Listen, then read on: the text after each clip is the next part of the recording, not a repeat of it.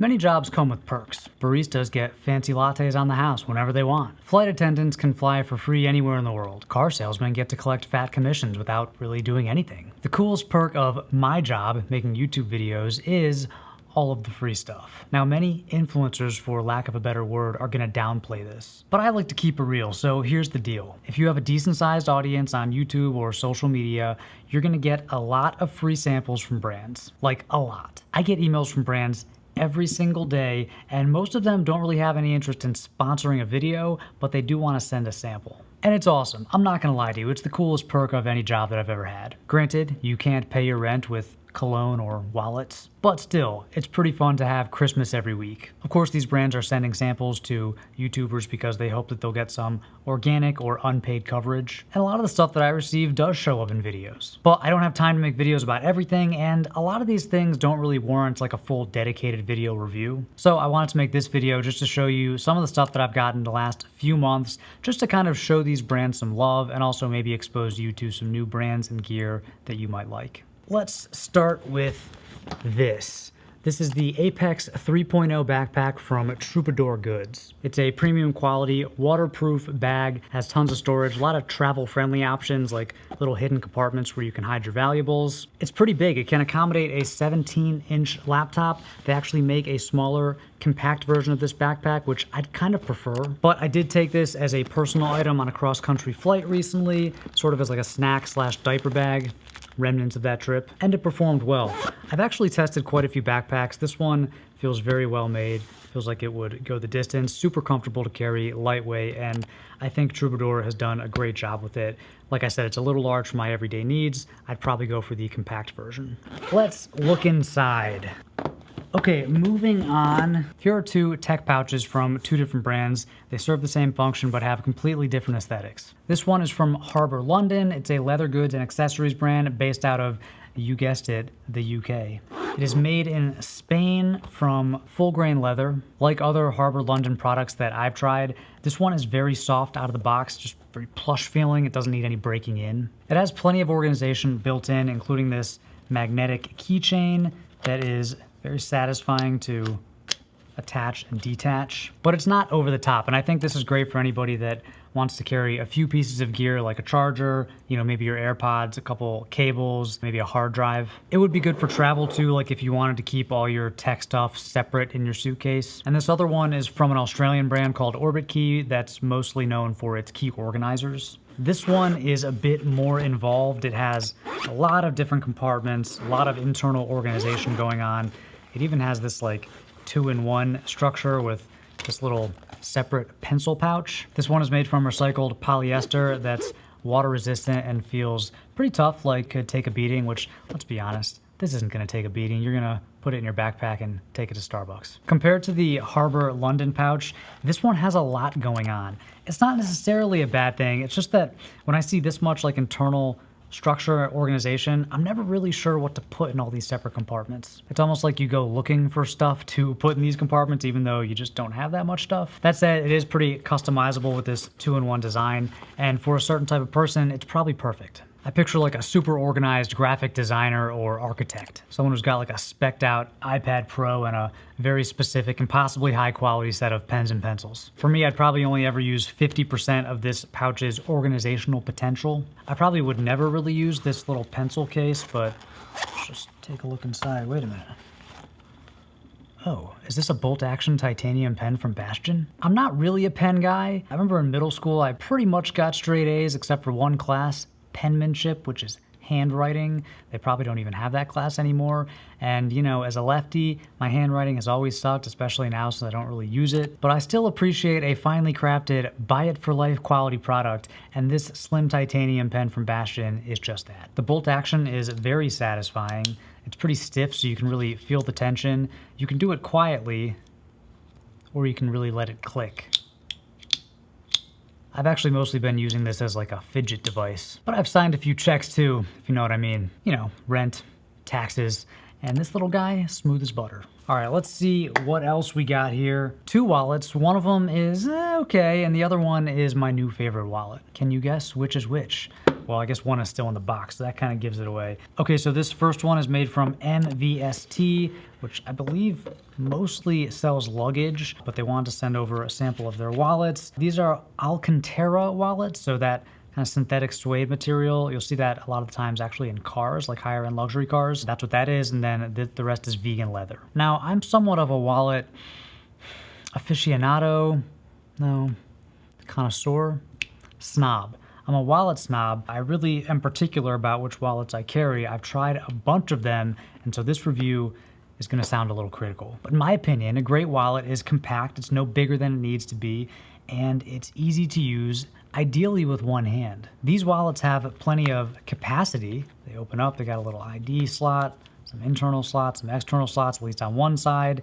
But this snap button closure doesn't really make sense to me. You can't really use it with one hand, and this is going to be the least durable part of the wallet. This thing is going to fall apart before anything else does. It just kind of feels like an extra step to get your cards or cash out. Also, vegan leather is really just plastic. You know, at this price, I'd rather just have real leather. Keep in mind, leather used for things like wallets is pretty much always a byproduct of the meat industry, so it's not like people are killing cows to make wallets.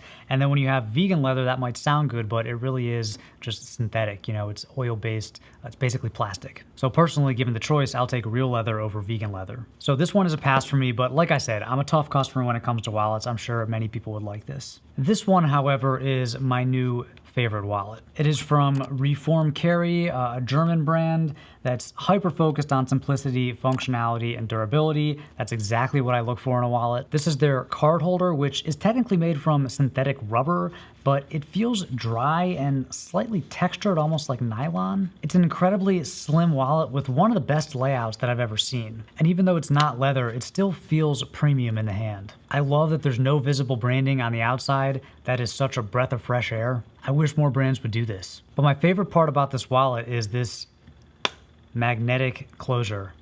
It's so satisfying to use, and you just get the sense that nothing is going to fall out. It's a departure from my normal card holder format because technically this is a folding wallet, but it's still so low profile, and I've been carrying it every day for a couple months. I really love it, so well done, Reform. Next up is this little ring. It's the Ultrahuman Air. I've worn an Aura ring on and off for the past few years. Overall, I really like it. I feel like it does kind of confirm a lot of stuff that you already know, like it takes a while to recover from a hard workout and alcohol affects your sleep. But I still like the idea of wearing a fitness tracker. My main gripe with the Aura ring is it's just kind of bulky and you sort of feel the sensors poking into your finger. Also, the battery life on this isn't what it used to be. At this point, a 30% charge means that it won't last through the night. Plus, Aura charges a monthly subscription fee to use their app now. I had heard that the Ultrahuman Air was a bit lower profile than Aura, plus this newer company doesn't charge a subscription fee to use their app. So when they offered to send a sample, I had to say yes. I've been wearing this one for a few weeks, and I can confirm it's more comfortable than the Aura ring. It is slightly lower profile, but I think the comfort is mostly due to the shape of the sensors. They just don't poke into your fingers as much. I also think it looks a little better than the Aura ring, but the differences are subtle.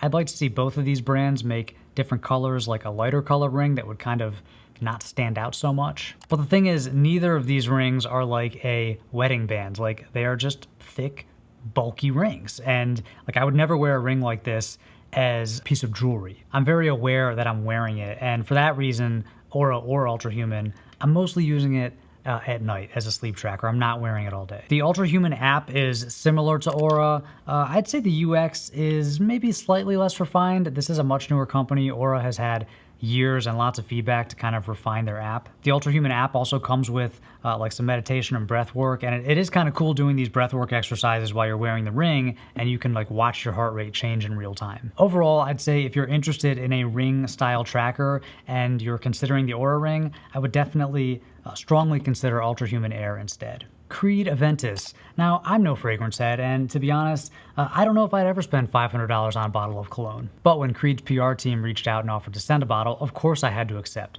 What am I, a dummy? Even I know about Aventus, which is one of the most legendary men's fragrances. And I'm not gonna lie, it lives up to the hype. The packaging is also very cool. It's like just a very unique unboxing experience, and you know, at this price that kind of makes sense. It's actually not in here. I have it at home. I'll try to get some B-roll for the video, but yeah, I really like it. And the actual scent is amazing. I could tell you the top notes and all that, but to be honest, I've never really understood any of that. To me, this is a complicated fragrance. It seems to morph from clean and fresh to something a bit more classic. Much like with watches, I kind of prefer to be a one fragrance kind of guy, and you need something that you're not gonna get tired of. And so far, I am not tired of this. All right, let's talk Huckberry. So Huckberry, of course, sells a lot of men's clothing and shoes, but they also have a deep catalog of home goods and decor, office wear, EDC, desk accessories. My friends at Huckberry sent over a few items for the office, including this Yamazaki wall clock, this Native Union wireless charger, and this Edison light stick. I figured the wall clock could be part of my backdrop, which is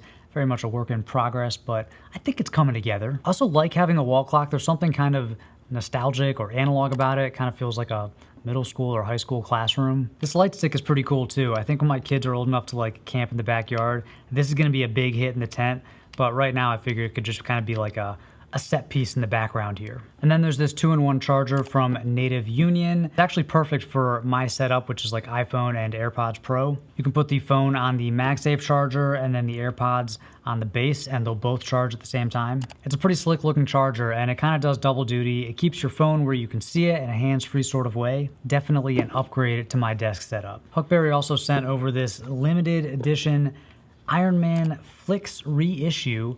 It's a collaboration they did with Timex. It's a very cool watch. I kind of have a soft spot for these like retro, somewhat affordable digital watches. They remind me of the watches I always wanted to buy when I would go to a department store with my mom back in the day, you know, back to school shopping.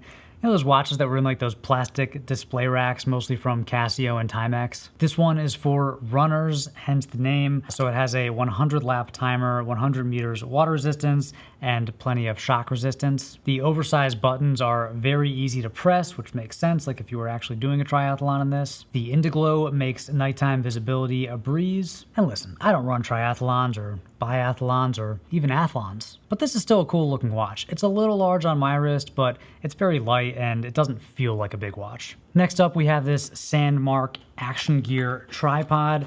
This is actually a mobile tripod, so it's made to be used with your phone or mobile device. I'd heard about this brand, but I hadn't actually tried them until they sent over this Pro edition of their iPhone tripod. It's a full-size tripod that is supposedly made for smartphones, but honestly, it seems pretty heavy duty. I'm pretty sure you could use this with any kind of camera. It does come with a phone mount, so it's ready to use with your phone. It also has an Arca Swiss plate, so this is kind of like industry standard on nicer tripods, so you could use this with really any of your other gear. And it has a ball head, which makes it easy to switch between portrait and landscape mode. So yeah, this thing feels really nice, mostly metal components. It might be all metal actually, and it just feels like it could take a beating. Of course, I'll mostly use it here in the studio, probably just to hold my phone while I'm making drum covers. Last but not least, we have this Bobber Tumbler. I love a hot cup of joe in the morning, but I hate chugging it down when I'm running out the door, so I need a to-go vessel. This Bobber 12-ounce tumbler is an insulated travel mug that works for hot or cold drinks, checks all the right boxes. It has a very clever 360-degree twist cap that lets you drink from any side. When it's open, the top is locked down, and then when you close it so you can't drink, you can open up the lid. So really cool design, and it just feels bulletproof. You could definitely drop this. It's totally spill proof. I also like the 12-ounce size. I really don't need more coffee than that. I like the white color, and yeah, you can get this on their website or Amazon. I'll link to all this stuff down below in the description. And that's it for now. If you like this kind of video where I just kind of show you some new stuff that's come across my desk recently, let me know. Hit the like button, leave a comment down below, and I will make more of them. If you have any questions, let me know in the comment section. Thank you as always for watching, and until next time, stay stylish.